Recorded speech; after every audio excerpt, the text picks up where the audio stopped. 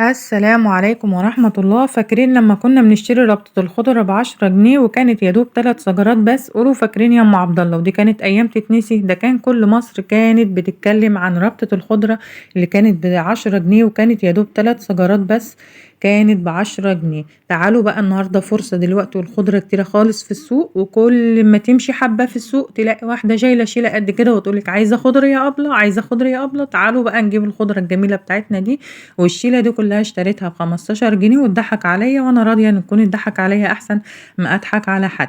جبتها بقى وغسلتها في مية، وبفضل اغسل كل حبة بحبة كده لحد لما المية تبقى نظيفة، وبعدين بحطهم بقى بالمصفى بالشكل ده علشان خاطر تصفي المية بتاعتها بسرعة، وبسيبها كده في المصفى حوالي ساعة تنزل المية بتاعتها. وبعدين بقى بجيب كده الملاية بتاعتي او اي فوطة عندك انت مخصصاها للمطبخ، وبعدين باخد الحبة بحبة بنطرهم بايدي، وبعدين اوزعهم كده على الملاية علشان خاطر ينشفوا معانا بسرعة. بمسك كده شوية بايدي وبضغط عليهم، وببدأ ان انا انطرهم او انفضهم بقى بالشكل ده، المية اللي فيها تنزل بسرعة. هحطهم بقى كده على الملاية، وبعدين هنا ما نطولش عليهم على الملاية علشان خاطر الخضرة بتاعتنا بتكمكم وريحتها بتغير، فاحنا عايزين نحتفظ بريحة الخضار اللي هو تبقى ريحته مفحفحة كده، وما نطولش عليها لا في المصفى ولا في الملاية. وطبعا هنا الخضرة دي شبت على كزبرة على بقدونس.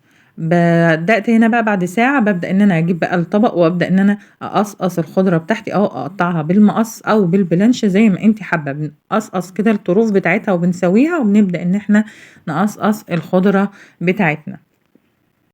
وكمان لما تيجي تشتريها من الفلاحين بيكون افضل، لان بتكون لسه جايبينها طازة، وبتكون باين ان هي لسه فريش، وبتبقى باين عليها اصلا ان هي بتكون طازة، بخلاف اللي تكون راقدة عند التجار بتبقى بايتة او راقدة يعني من طلع النهار. فيفضل هاتوا من الفلاحين، بتبقى الخضرة اللي بيكون لونها اخضر كده ولونها فاتح، بتحسي ان اصلا وكمان بتشميها بتبقى ريحتها حلوة. هنقصقص بقى كل الكمية بتاعتنا بقى بالشكل ده، وبجد دلوقتي ده موسمها وبتبقى رخيصة جدا، فإن شاء الله نخزنها بطريقة حلوة، وكمان لما نيجي نستخدمها هتبقى سهل في الاستخدام، وهتفضل خضرة زي ما هي كده. خلاص بقى أنا قصقصت الخضرة بتاعتي بقى بالشكل ده.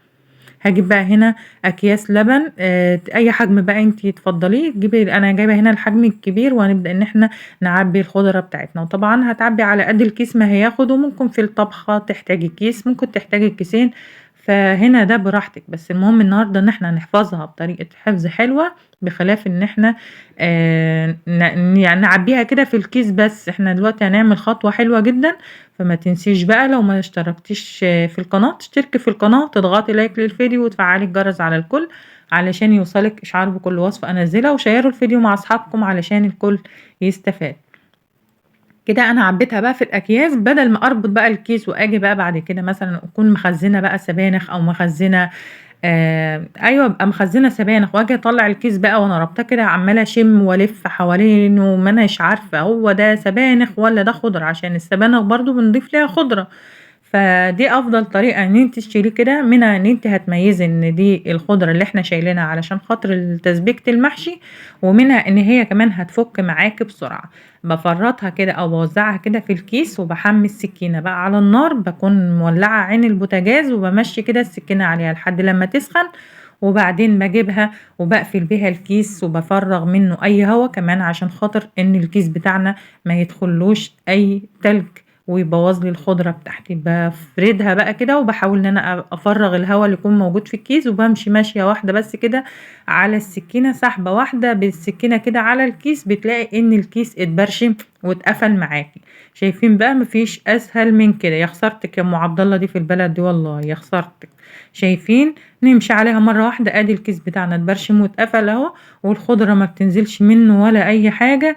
وبكده نقدر ان احنا عرفنا ان دي كده الخضرة بتاعت المحشي الموجودة، سواء هي او اي خضار تاني، بتبقى ايه متوزعة في الكيس وبتبقى باينة. شايفين اتقفل اهو ما شاء الله، لا هيدخل له هوا ولا تلج ولا مية ولا اي حاجة بالشكل ده. كده خلاص بقى عبيت كل الأكياس بتاعتنا وقفّلتها بقى ووزّعتها بقى بالشكل ده، هنجيب بقى العلب اللي إحنا نشيل فيها، إحنا يُفضّل بقى إن إحنا نشيلها في علبة علشان خاطر برضه الكيس ما يتقطعش، وعلشان خاطر إن ما تدخلّهاش تلج كتير، تمام.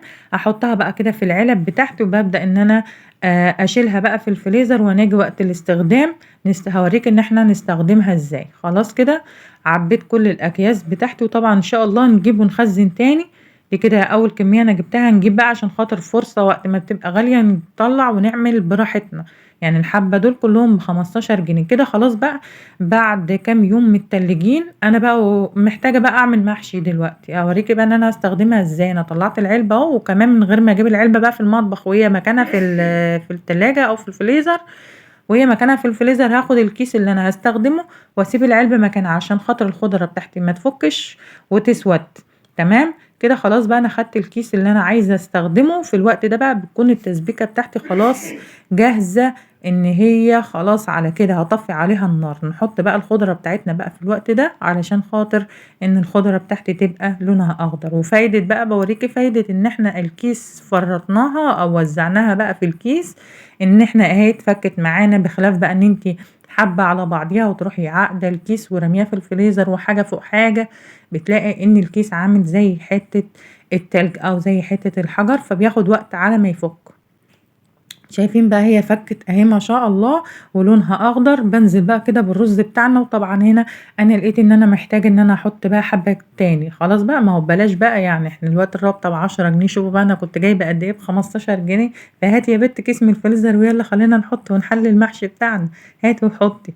لحد ما هاحط بقى هاوريكم أهو، هنحط كده الحبّة اللي إحنا حاطين نحطّهم تاني. شايفين ما شاء الله لونها أخضر إزاي، وفكة من بعضيها ولا أي حاجة.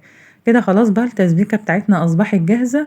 هاوريكم بس عن قرب، شايفين ما شاء الله أهو لونها أخضر أهو. فهاتوا وخزنوا، وما تنسوناش بدعوة حلوة، وما تنسوش تشتركوا في القناة، تضغطوا لايك للفيديو، وتفعلوا الجرس على الكل علشان يوصلكوا إشعار بكل وصفة أنزلها. والسلام عليكم ورحمة الله وبركاته.